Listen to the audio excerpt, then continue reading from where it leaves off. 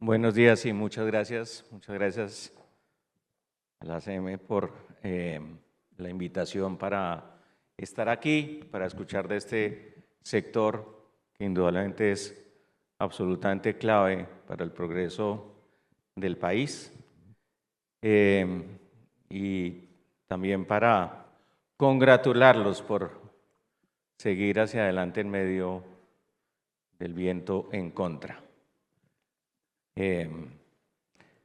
Pero como las cosas cambian, parte de la idea de este panel es escuchar las propuestas que en este caso tienen dos senadoras ampliamente conocidas por la opinión, que aspiran a la presidencia de la República y con las cuales vamos a dialogar durante unos minutos para escuchar sus planteamientos. Como moderador me congratula el hecho de que sean solo dos panelistas, eso permite desarrollar una conversación con más fluidez que a veces cuando los paneles son mucho más grandes y se pierde la continuidad en los argumentos. Entonces, pues vamos a comenzar sin mucho más preámbulo. Hay obviamente una serie de preguntas sobre la economía, ya entraremos en ellas, pero tenemos también el tiempo un poco para escuchar, en primer lugar de cada uno, su visión de cómo están las cosas en el país, una visión resumida en todo caso, porque por supuesto esto puede ser algo extenso, entonces les voy a pedir el favor de que limitemos las respuestas o esta respuesta inicial a 3 o 4 minutos a lo sumo. Yo sé que es complejo y a partir de ahí desarrollaremos el diálogo. Voy a comenzar con la senadora Paloma. Adelante. Bueno, muy buenos días. Un saludo muy cariñoso a mi senadora Paola, Iván. Agradecerle al Congreso Nacional de Minería y a todos ustedes esta invitación que nos honra muchísimo.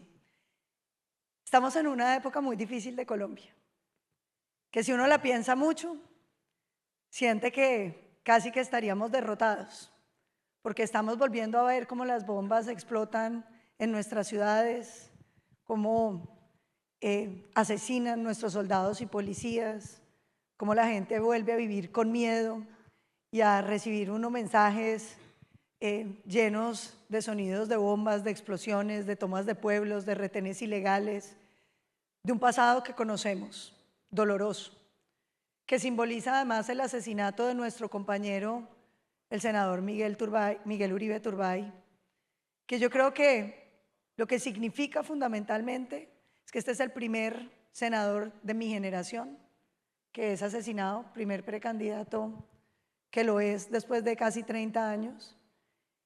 Y eso quiere decir que nuestros hijos, si seguimos así, van a crecer como crecimos nosotros, en un país que se desdibuja, en un país violento, en un país inseguro. Pero yo siento en mi corazón y lo veo en cada rincón del país que este es un país que no se vence, que este es un país que está dispuesto a resistir, que Colombia a pesar de todo no cae y que si bien todo esto que está pasando es terrible, el país tiene la determinación de salir adelante y lo vamos a hacer. Nos van a heredar 4 crisis tremendas: la energética, que por supuesto la conocen ustedes muy bien, la de la salud, que todos los días se agrava más, la crisis de las finanzas públicas, donde llegamos a los 1.000 billones de deuda y vamos a cerrar seguramente este gobierno con un déficit de entre los 85 y los 100 billones, que además no va a haber plata porque como adelantó todos los pagos de los impuestos, el 26 va a ser un año sin recursos y a eso súmele la crisis de la seguridad. Pero yo sí veo una Colombia en pie, una Colombia firme, una Colombia que no cae, una Colombia que no se rinde y soy absolutamente optimista de que así como salimos de la crisis de los 90, vamos a salir de esta crisis. Muchas gracias, senadora. Senadora Paola. Un saludo al doctor Juan Camilo, muchas gracias a toda la Asociación Colombiana de Minería, a los empresarios, a los trabajadores, a los congresistas, a Palo, mi compañera, al doctor Ricardo, por este espacio. Yo creo que hoy todos sabemos que estamos pasando por el momento más retador en la historia de Colombia. Y más retador porque hay una crisis institucional. Porque por primera vez estamos bajo un esquema donde se quiere cambiar toda la estructura que habíamos pensado, incluso generando ruptura con el modelo democrático. Hoy tenemos un gobierno que tensa la institucionalidad, que dice que no hay garantías para las elecciones del 26, que él las tiene que dar. Un gobierno que permanentemente está atacando las distintas ramas del poder y la libertad de prensa, que es un pilar fundamental de la democracia. Un gobierno que, como decía Palo, ha creado una policrisis. Una crisis económica, porque para que la economía crezca necesita seguridad física, seguridad jurídica y certeza política, y este gobierno no da ninguna de las tres. Una grave crisis en seguridad, porque ha minado la capacidad de la fuerza pública mientras permite que las estructuras criminales se fortalezcan y hoy hagan presencia en 809 municipios. Una grave crisis en el tema social por lo que ha venido haciendo con el tema de salud y todo eso. Diagnosticados estamos, pero ¿saben qué? Démosle gracias a Dios que Petro ganó, porque cada 4 años nosotros éramos con el cuento, ahí viene el coco, ya vino, ya hizo la embarrada que tenía que hacer. Ahora tenemos que aprender a convertir esta crisis en una gran oportunidad. En una gran oportunidad para pensarnos el país de futuro, en una gran oportunidad para pensar más allá de lo que nos han dicho que es políticamente posible, en una gran oportunidad porque Colombia, pensada desde la sensatez, puede ser una gran potencia global. Y miren, lo tenemos todo. Este país tiene una gran ventaja, tiene minerales que son vitales para todos los sectores. No se puede pensar salud, agricultura, energía, ni siquiera a los que les gusta tanto el embeleco de la transición sin minerales. Tenemos cómo producir más energía y yo sé, doctora Murgas, que estamos angustiados porque nos acabaron con la seguridad energética, pero tenemos cómo ser una potencia energética. Tenemos agua, podemos producir eólica, solar, a partir de hidrógeno, nuclear. ¿Tenemos con qué? Tenemos un sector agropecuario que puede ser una potencia. Tenemos agua, tierra, todos los pisos térmicos.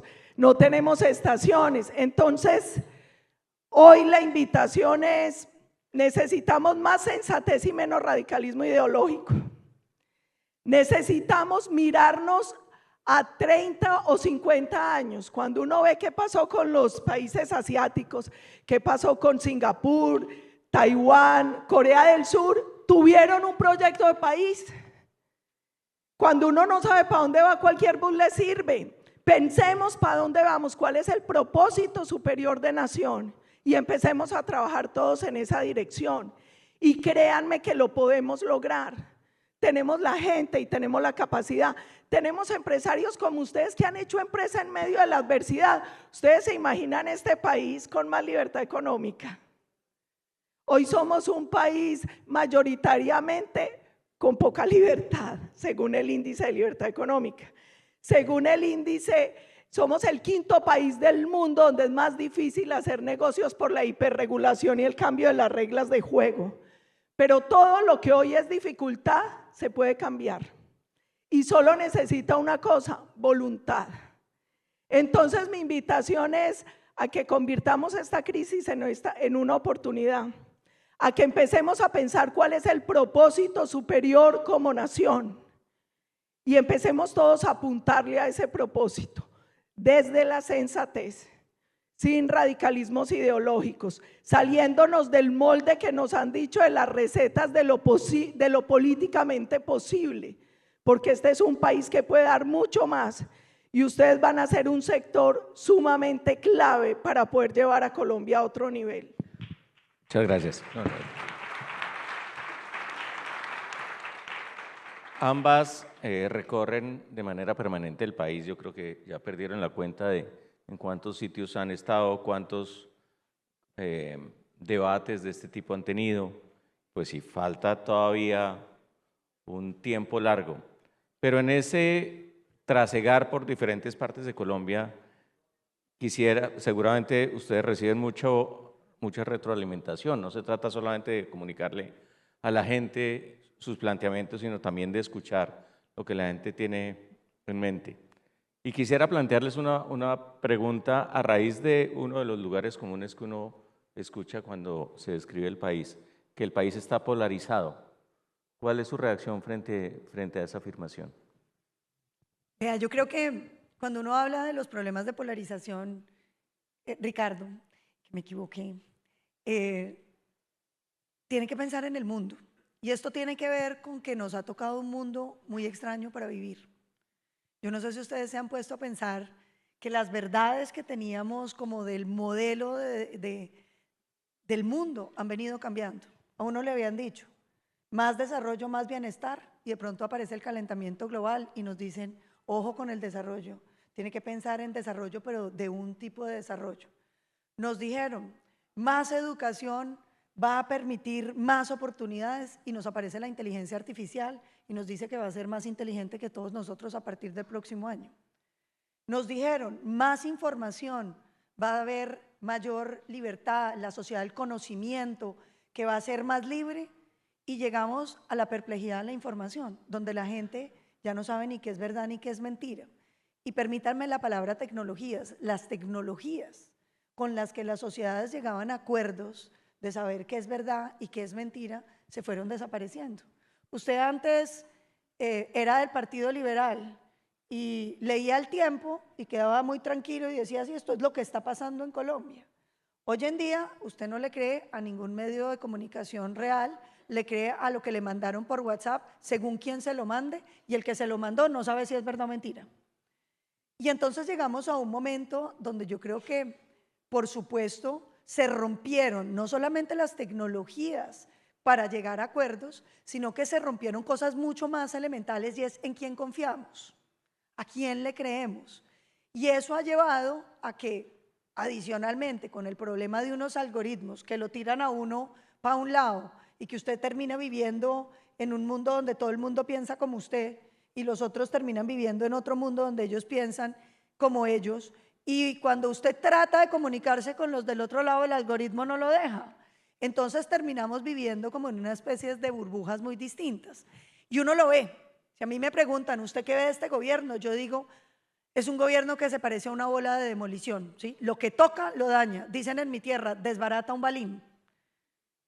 Y por el otro lado, uno se encuentra unos colombianos que dicen, sí, tico, no lo dejaron gobernar. Yo digo, siquiera no madruga. Ellos dicen, qué barbaridad cómo trabaja. Entonces, yo creo que, claro, uno empieza a entender que el país está viviendo unas realidades muy separadas, pero que sobre todo, en mi opinión, tienen que ver con que la narrativa sobre para dónde vamos como nación, qué es lo que pretendemos hacer como nación, no está clara para nadie, ¿no?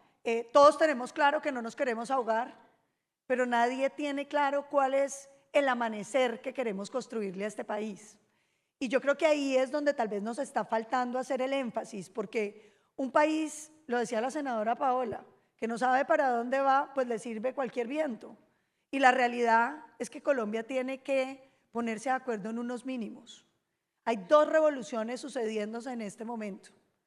Y la decisión que tiene este país es si vamos a hacer como con la revolución industrial que pasó y nos dejó, la revolución verde que pasó y no nos llevó, o si en estas revoluciones nosotros vamos a tomar el atajo para sacar este país adelante. Por supuesto, estoy hablando de las revoluciones de la inteligencia artificial, que son una oportunidad para un país como esta, única, porque nosotros tenemos 2,5 millones de ninis, tenemos un montón de pelados jóvenes que miran hacia adelante y no ven futuro.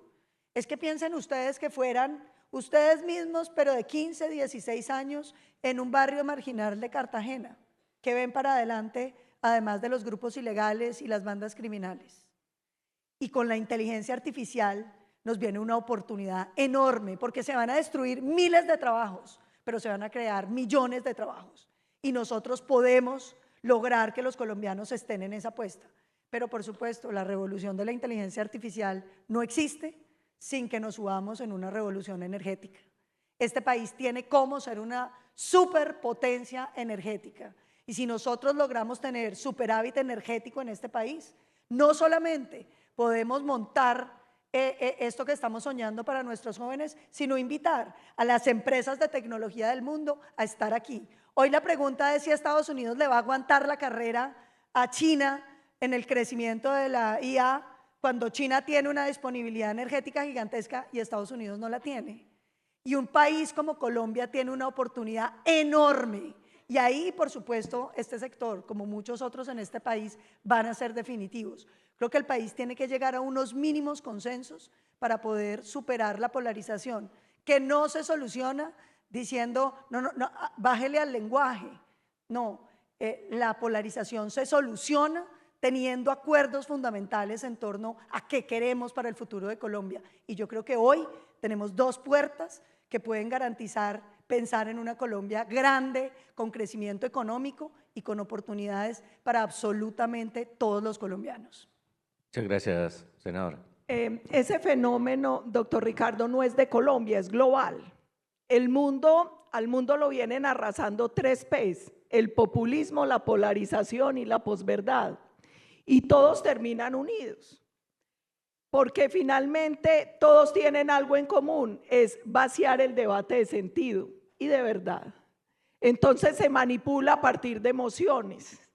Entonces el debate deja de ser un debate técnico de izquierda guerrillo, derecha paraco, se acabó la discusión. O como los cuentazos que le meten a uno, es que la minería gasta mucha agua, así sea uno de los sectores que menos agua emplea, pero ya la gente se quedó con eso. O qué miedo al fracking, qué dicha al fracturamiento hidráulico, y yo creo que si ganamos vamos a hacer fracking a la lata. Pero aquí el punto es que si nosotros queremos superar la polarización, si queremos superar el populismo y la posverdad, ¿qué necesitamos? Más verdad, más debate, pero más debate técnico, más debate informado. Eso es lo que nos permite superarlo. Pero cuando son debates desde el radicalismo ideológico a punta de relatos, sin datos, pues es muy difícil lograr un consenso. Es sumamente difícil, pero si nos sentamos con sensatez, mire, hay unos mínimos que no deberían ser negociables. La democracia, con todo y sus defectos, sigue siendo el mejor sistema de gobierno, eso no debería ser negociable. La libertad de mercado es la única forma de generar crecimiento económico, y el crecimiento económico lo generan empresarios y trabajadores, eso no es negociable. Entonces, la propiedad privada es un derecho humano. Eso no es negociable. Entonces, aquí hay unas cosas que deberían ser un mínimo partidor para todos, por encima de ideologías y por encima de partidos, como dice Palo. Y esos mínimos nos permiten construir una visión de país. Pero también es muy importante, la verdad necesita coraje. Y nos ha faltado mucho coraje. Y ahora lo decía Palo, uno ve que en los últimos años en el chat de la familia no se habla de política, en el chat de los del colegio no se hablan de política, por miedo a la pelea, por miedo al debate. Entonces, ¿dónde van a hablar de eso? ¿Dónde van a hablar de lo público? Que es obligación de todos los ciudadanos.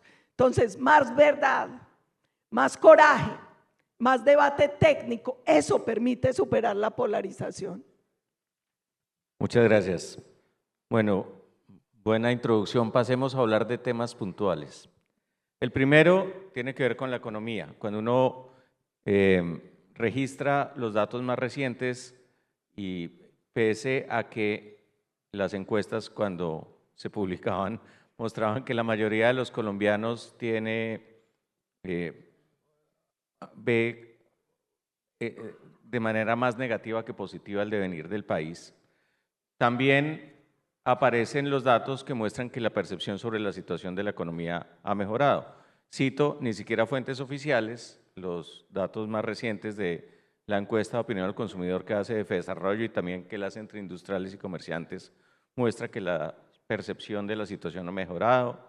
Ayer el DANE reportó, por ejemplo, hoy que el dato de desempleo de julio es el más bajo desde cuando esa entidad comenzó a sacar las cifras de carácter mensual. Salió hace poco la cifra de crecimiento que muestra pues, que la economía que creció menos del 1 el año 2023, que creció menos de 2 el año pasado, este año va a crecer entre 2 y 3%, o sea que se puede hablar de una senda de recuperación y eso no desconoce en absoluto pues que hay también unas luces amarillas y rojas en el tablero de control de la economía. Pero quisiera escuchar su opinión al respecto, senadora, y su propuesta para que Colombia avance más rápido. Vea, Colombia hoy está viviendo de 4 loterías que no tienen nada que ver con el gobierno. La primera, la de la coca. 70% de la cocaína del mundo se produce en Colombia. Eso es una vergüenza. 2.600 toneladas métricas de cocaína. Una cifra para que tengan contexto. En la época cuando éramos un narcoestado de Pablo Escobar, producíamos 500. 2.600. Dice The Economist que exportamos más cocaína que petróleo, para que se den una idea, que era nuestro primer producto de exportación. Segunda lotería, las remesas. Estamos superando los 12.000 millones de dólares en remesas. Tercera lotería, el oro. ¿Quién iba a pensar que la onza de oro troll iba a estar a 3.600 dólares y subiendo? Y cuarta lotería, la cosecha cafetera, que ha sido una de las más grandes, 19 billones nos dejó en recursos. Entonces, son ingresos coyunturales de una economía que, por supuesto, generan un crecimiento. Y les cuento esta historia que me parece que la refleja muy bien. Me escribió un grupo de comerciantes, de hoteles de la ciudad de Popayán, yo soy caucana, pidiéndome ayuda, que es que ya nadie va, que eso está quebrado, el infierno, pues esa carretera Popayán-Cali se la toman todos los días, cada pueblo del Cauca explota 1 o 2 veces al día, una cosa horrible. Entonces dije, pero qué horror. Entonces les dije a los de mi oficina, bueno, vamos a pedir una cita para ir a hablar con alguien en el gobierno y decir que saquen algún tipo de alivio para el departamento del Cauca. Sáquenme las cifras del departamento del Cauca. Oiga, sorpréndase, todo volando. Pero volando es ingresos, venta, propiedad valorizada. Se llama coca, ¿cierto? No tiene nada que ver con la economía real del departamento que está completamente destruido. Y yo creo que eso le habla a uno de los problemas que está teniendo Colombia en torno a un gobierno que, lo decía ya la senadora Paola, generó un problema de seguridad jurídica, un problema de seguridad física y una incertidumbre, porque aquí nos toca levantarnos todos los días a pensar qué capricho tendrá el presidente hoy. Y los caprichos del presidente es como si él se hubiera quedado dormido en los 60s. Él como que se perdió toda la década de los 60s, de los 70s, de las 80s, cuando todas estas ideas de izquierda se implementaron en Latinoamérica y fracasaron. Es decir, esto es como, en serio, otra vez estatizarlo todo, cuando ya lo hicimos, ya fracasó, no funcionó, ¿por qué tenemos que devolvernos? Y entonces el presidente dice, no, es que yo quiero que la salud sea pública. Pero presidente, usted tiene uno de los mejores sistemas de salud o el mejor sistema de salud de países en vía de desarrollo, yo lo quiero público. Ah, que todo el mundo está migrando a los fondos de pensiones y que la gente escoja donde quiera donar, yo lo quiero público. Presidente, que mire que los servicios públicos los están prensando empresas privadas, por eso este país ha logrado salir yo las quiero públicas. Presidente, mire que las empresas generadoras de energía, yo las quiero públicas. Que las mineras, yo las quiero públicas. Entonces, esto es un afán de estatización que ha ido generando muchísima incertidumbre y muchísima ansiedad. ¿Qué es lo que necesitamos? Devolver seguridad. Seguridad física, que la vamos a devolver, ya lo decíamos, combatiendo los ingresos de los ilegales. ¿Usted por qué tiene hoy un dominio de los ilegales del tamaño que tiene? Porque 2 de esas loterías de las que estábamos hablando les están entrando directamente a los ilegales. la de oro, porque la gran parte del oro, infortunadamente en este país, sigue siendo el oro criminal, porque no hemos sido capaces de entender que si nosotros no flexibilizamos para que pueda haber minería legal, vamos a tener minería ilegal tributándole a los ilegales, minería criminal enriqueciendo a los ilegales. Y necesitamos definitivamente combatir la coca, fortalecer nuestra fuerza pública y restablecer la seguridad. En materia de seguridad jurídica, ¿qué creemos nosotros?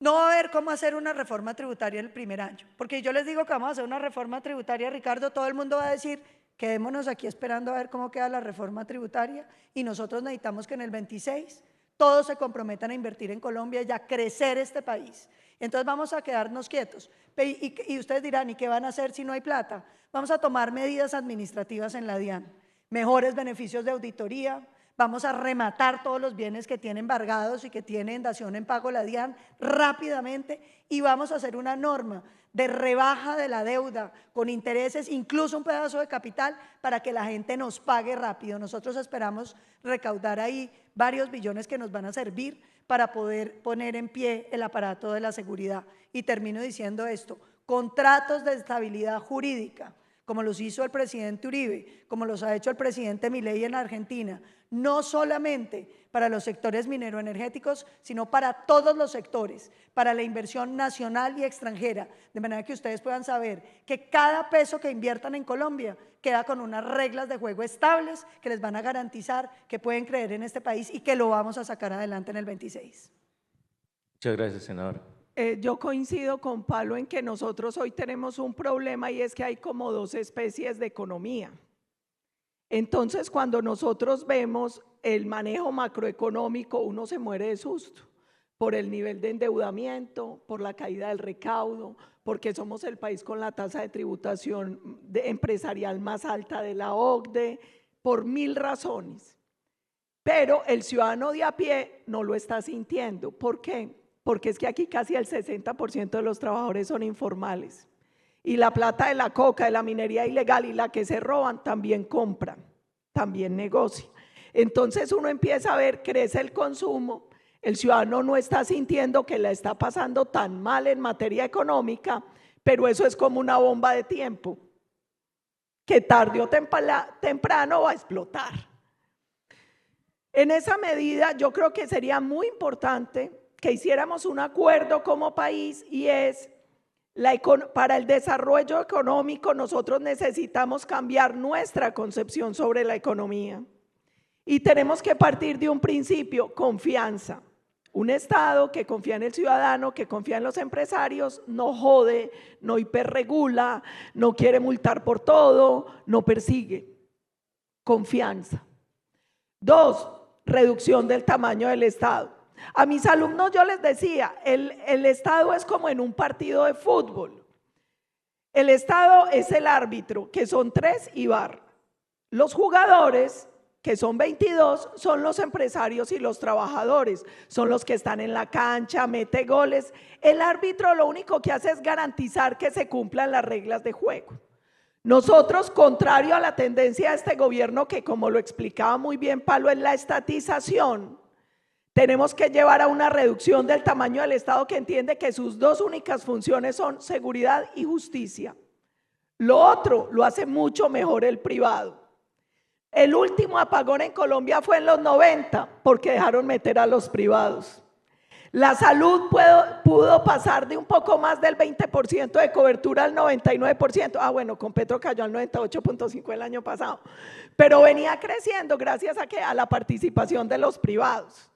Entonces, aquí, ¿qué es lo clave? Nosotros necesitamos entender nuestro modelo económico, y tiene que ser de libertad, de un Estado chiquito que lo que hace es que ustedes puedan jugar con garantías. Ahí es muy importante lo que ha dicho Pablo. Nosotros vamos a comprometernos con una reducción ostensible del tamaño del Estado, con mejorar, simplificar y facilitar nuestro sistema tributario, porque asfixia. Mire, la plata sirve más en el bolsillo de los trabajadores que en el bolsillo del Estado. Nosotros tenemos que incentivar más cosas como obras por impuesto y no solo pueden ser PAPED y SOMAC. Este es uno de los sectores que ha logrado hacer más y mejores obras, más baratas y más rápidas a través del mecanismo de obras por impuesto. Hay que fomentar ese tipo de cosas. Entonces, principio básico, nosotros somos defensores por convicción de la libertad de mercado. Nosotros nos comprometemos con la reducción del tamaño del Estado, con la reducción impositiva, con la reducción regulatoria, porque vamos a partir de confiamos en ustedes y sabemos que lo hacen bien. Nosotros vamos a tener todos los incentivos necesarios para que la inversión llegue con tranquilidad. Pablo lo decía, en el gobierno Uribe sacamos los contratos de estabilidad jurídica. Hay que revisarlos porque no lograron permear lo suficiente. Nosotros necesitamos que esos contratos vuelvan a ser una realidad y tenemos que hacer planes de choque. Mire, yo no sé si a Petro le toca el apagón o se lo vamos a heredar. Y como vamos a tener la olla raspada, pues seguramente vamos a tener que tener un estado de excepción. Pero eso tiene una ventaja, también nos facilita el trabajo. Y vamos a tener que hacer cosas mucho más rápido, flexibilizar el tema de las licencias, por ejemplo. Sacar muchas leyes que necesitamos que sean urgentes, las podemos sacar bajo ese mecanismo de emergencia como decreto, por ejemplo, los contratos de estabilidad jurídica y el paquete para la reforma estructural del Estado, que es fundamental. Entonces, aquí lo clave es confianza, libertad y un Estado chiquito que sea aliado y no estorbe. Muchas gracias.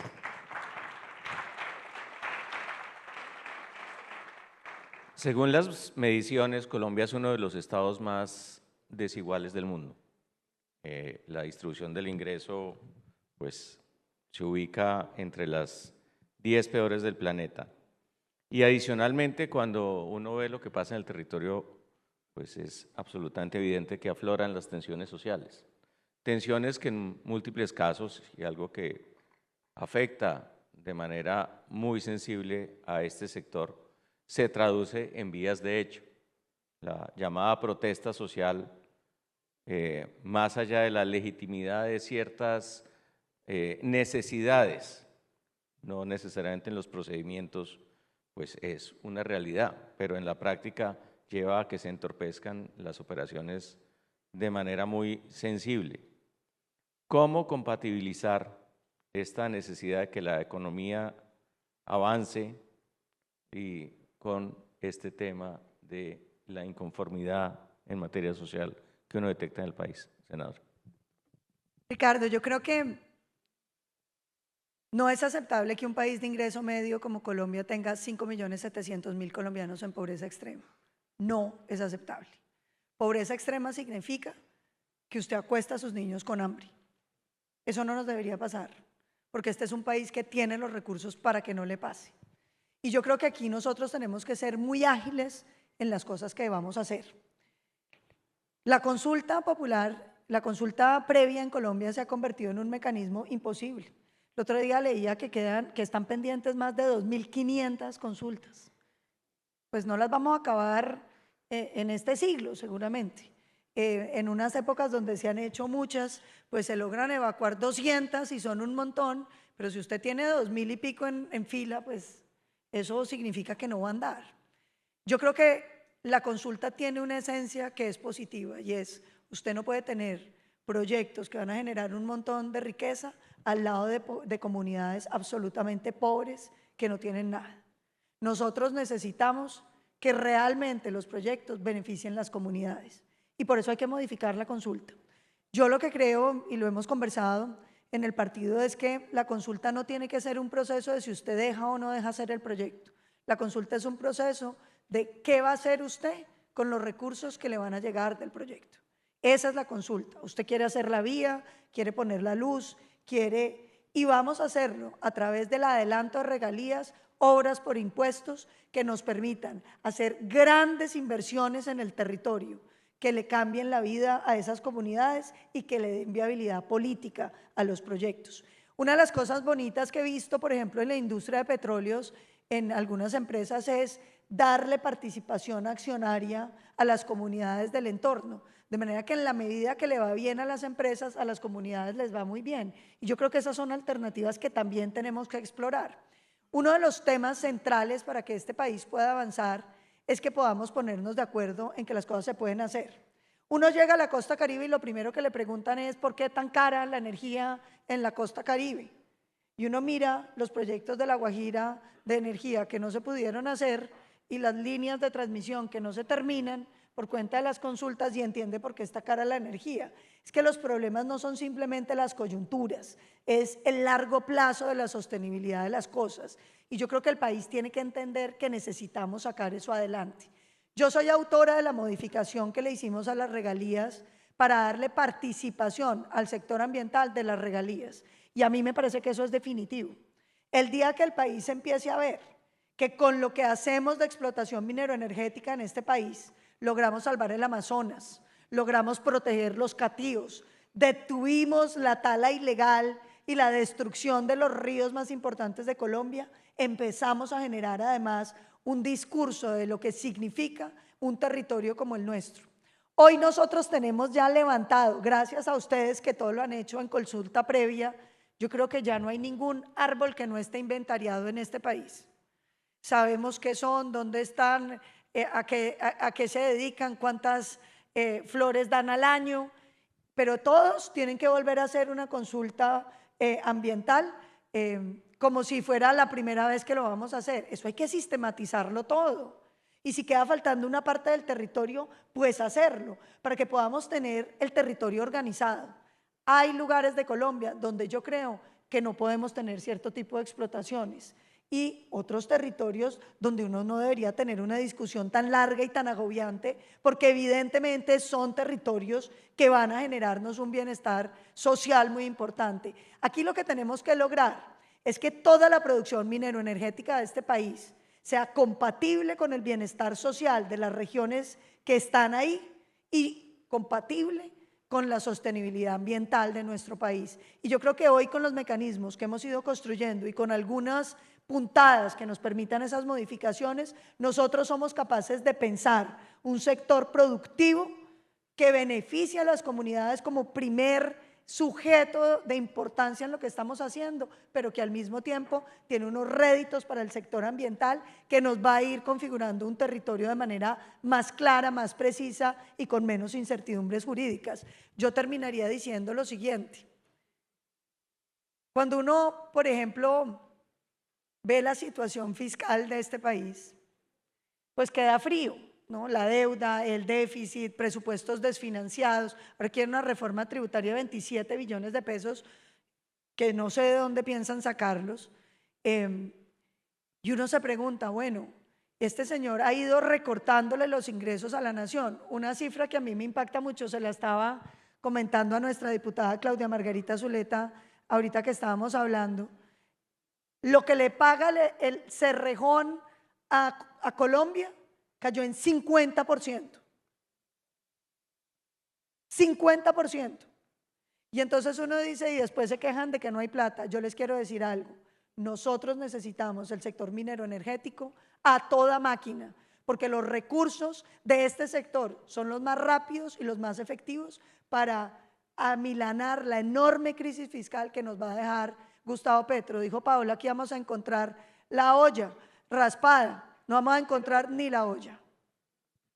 Senadora, sobre el equilibrio entre economía, social, ambiental. Sí. Yo creo que lo primero es superar falsos dilemas. El gran enemigo del medio ambiente es la pobreza. Y la pobreza solo se supera con crecimiento económico. Pero ojo, no basta el crecimiento económico. Hay que generar crecimiento económico y empleo formal. Porque la pobreza no se supera con subsidios. Necesitamos empleo formal y el empleo formal, ¿cómo se genera? Con flexibilización laboral. No es con rigideces, no es con sobrecostos, no es con una reforma como la que pasó en el Congreso, es con todo lo contrario. 2, acceso a bienes. Hay bienes estratégicos, vivienda, salud, acueducto y alcantarillado. Y lo otro, libertad. 3 bobaditas. Con eso logramos superar todos los dilemas. porque la pobreza es enemiga del medio ambiente. La pobreza se supera con crecimiento económico y el crecimiento económico es posible si la gente es libre. Es muy simple la fórmula. Entonces yo creo que esa tiene que ser nuestra apuesta. Nosotros tenemos que ser capaces de generar más empleo formal, nosotros tenemos que ser capaces, y miren, aquí hay una cosa, hay palabras que se van acuñando aquí y a mí no me gustan. Por ejemplo, igualdad. ¿Qué tal igualdad? No. Cada uno según su ser y su hacer. Usted se imagina a la pobre Karol G con ese vozarrón teniéndose que ganar lo que me gano yo con esta voz. No, no. Es equidad, es generar una base de acceso que le permita a la gente, de acuerdo a su potencial, a su disciplina y a su trabajo, salir adelante. Eso es lo que tenemos que defender. El cuento de los subsidios, ningún país ha superado pobreza a punta de subsidios.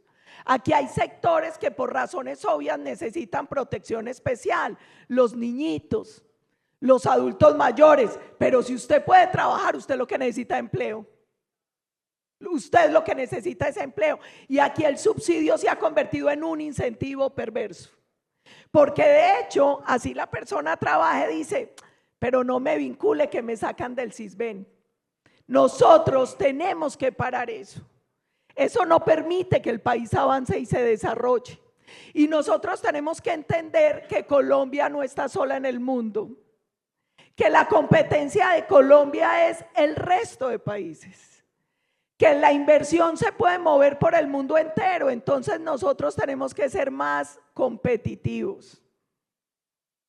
Y uno es competitivo cuando ve cuánto cobra de impuestos, cómo está la infraestructura. Competitivo no es un país que hace todo el tiempo bloqueos. A junio de este año llevamos más de 6.000 horas perdidas en bloqueo. ¿Qué país va a ser competitivo así? ¿Qué país va a ser competitivo con los tiempos muertos, por ejemplo, en los puertos? ¿Qué país va a ser competitivo cuando paran las 4G porque son para que pasen los ricos? Entonces yo creo que aquí la clave es superemos los falsos dilemas.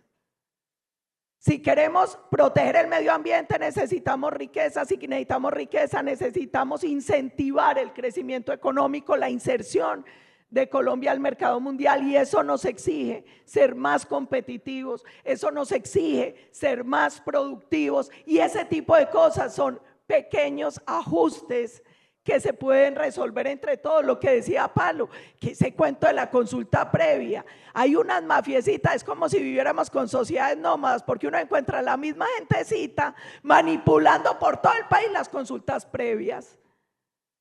Eso hay que acabarlo y tenemos que conversar más con las comunidades, porque la comunidad a veces se deja embelezar del engaño y después no sabe cuánto perdió de posibilidad de desarrollo, de ingreso. Entonces tenemos que hablar más. Nosotros necesitamos que el ciudadano entienda y quiera sus empresas, que quiera sus empresarios, que cambie el chip. Es que las cosas no se las va a dar el Estado. Las cosas se generan cuando nuestras empresas pueden salir adelante, porque son las que generan riqueza. Entonces yo creo que lo fundamental es que superemos tanto falso dilema. Bueno, muchas gracias. Con la venia de los organizadores, un minuto más de cierre, pero un minuto con el mensaje final para esta audiencia. Yo simplemente quiero cerrar diciéndoles lo siguiente. Hay algunos que se están quejando de que hay 70 candidatos. Yo de ustedes estaría feliz. Yo les voy a explicar qué es lo que está pasando en el país. Hagan de cuenta que ustedes están buscando gerente para la compañía y entonces les llegan 70 hojas de vida y entonces ustedes se ponen bravos. ¿Qué tal 70 hojas de vida? Yo no he visto que ninguno de ustedes diga eso. Y después nos dicen, llegaron 70 hojas de vida. Y entonces usted les dice, vengan, los 70 reúnanse ahí en un cuartico y entre ustedes escojan cuál debe ser el gerente. Así escogen ustedes el gerente de las empresas. Ustedes tienen hoy la posibilidad de sentarse a escoger un buen presidente para Colombia. Nosotros no necesitamos ganarle las elecciones a Gustavo Petro. Nosotros necesitamos elegir un presidente que sea capaz de enderezar el rumbo de este país y empezar a construir una ruta por la que podamos caminar todos hacia un país mucho más grande, más justo, más parecido al que nos merecemos. Y esa oportunidad que tenemos hoy es una oportunidad, además, imprescindible, porque en mi opinión nunca hemos estado más cerca de perder nuestra democracia que ahora. Tenemos más de 790 municipios con presencia de grupos ilegales. Este presidente nos va a entregar a Colombia con más de 30.000 hombres en armas. Todos los pies de fuerzas de nuestras Fuerzas Armadas han bajado el número de hombres en sus filas. El más afectado del ejército con más de 20.000 hombres, menos que lo que recibió. Nosotros tenemos además un dictador vecino que es el padrino de esas organizaciones terroristas, con una situación rarísima de que el presidente de una nación democrática no solamente decidió que nosotros no debiéramos producir ni carbón ni petróleo porque había que comprárselo al tirano, sino que le quiere comprar monómeros que está quebrada y ahora quiere entregarle una zona binacional y no contento con eso dice que las Fuerzas Armadas de Colombia tienen que defenderlo. Ojo, porque ahí lo que hay es un acuerdo entre Maduro y Petro. Y nosotros no podemos ser ingenuos frente a lo que esto puede significar para Colombia. Esta batalla la vamos a ganar y va a requerir de cada uno de ustedes, porque aquí no va a venir un Salvador a sacarnos. Colombia la sacamos entre todos y este es un momento definitivo. Yo estoy convencida que ser colombiano es tener un power que lo deja a uno volverse a parar. Este país ha probado que somos capaces de superar aún las crisis más horribles que nos ha tocado vivir y no puede ser esta la excepción. Los invito a seguir creyendo en Colombia, como lo creen todos los días, a trabajar con más entusiasmo, porque este país sí tiene futuro. Colombia puede más. Muchísimas gracias. Muchas gracias, senadora.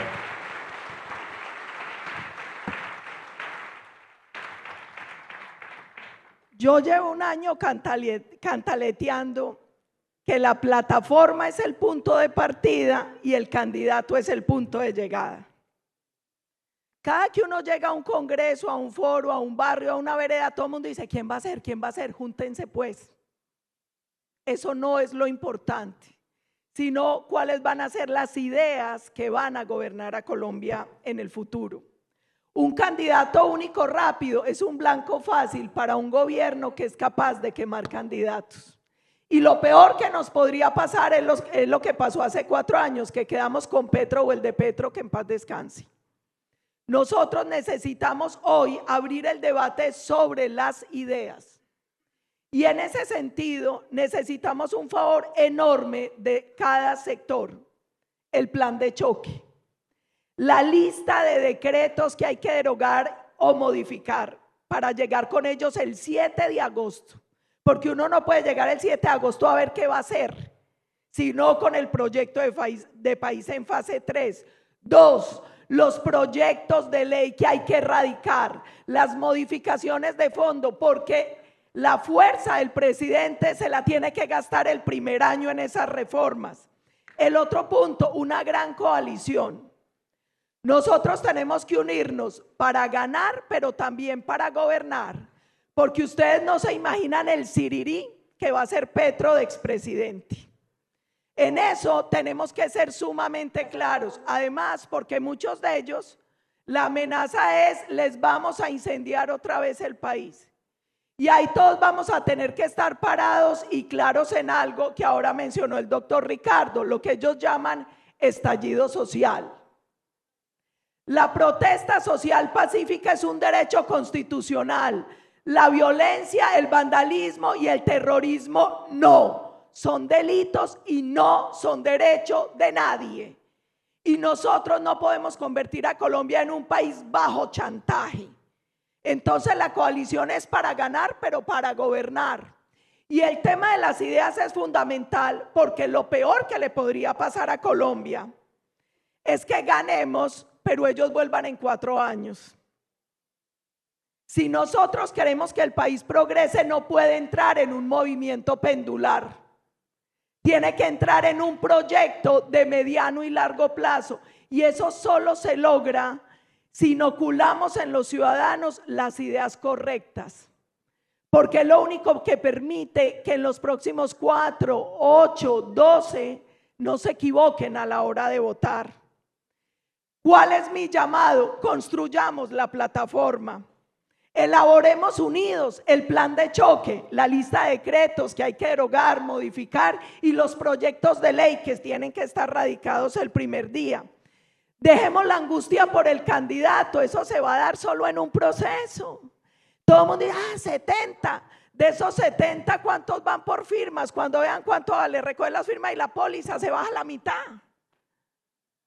Y más bien permitamos que el proceso se surta, que las ideas se debatan y ustedes tienen la sartén por el mango.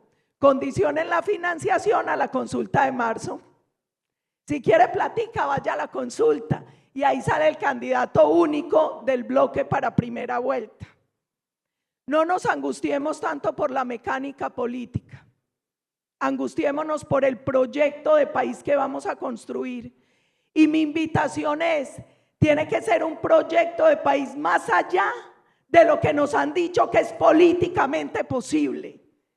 Tiene que ser un proyecto de país pensando Colombia a 50 o 100 años con la potencialidad y la capacidad que tenemos, porque este país tiene que ocupar un lugar de lujo en el concierto de naciones. Y mi último llamado es momento para la sensatez. Este no es momento para el radicalismo ideológico, porque a Colombia no la rescatamos a punta de antipetrismo. A Colombia la tenemos que rescatar con un proyecto de esperanza que sea capaz de tocar el corazón del colombiano en Jiguamiandó, en Curvaradó, en La Hormiga Putumayo, en Bogotá, en Medellín, en La Uribia. Que cada colombiano sienta por qué vale la pena ir a esa urna a votar para construir el nuevo país posible. Que Dios los bendiga a ustedes, que son fundamentales en ese proyecto, y que Dios bendiga a Colombia. Bueno, muchas gracias. Muchas gracias a las senadoras, muchas gracias a ustedes por la atención. Senadoras, muchísimas gracias. Ricardo, muchísimas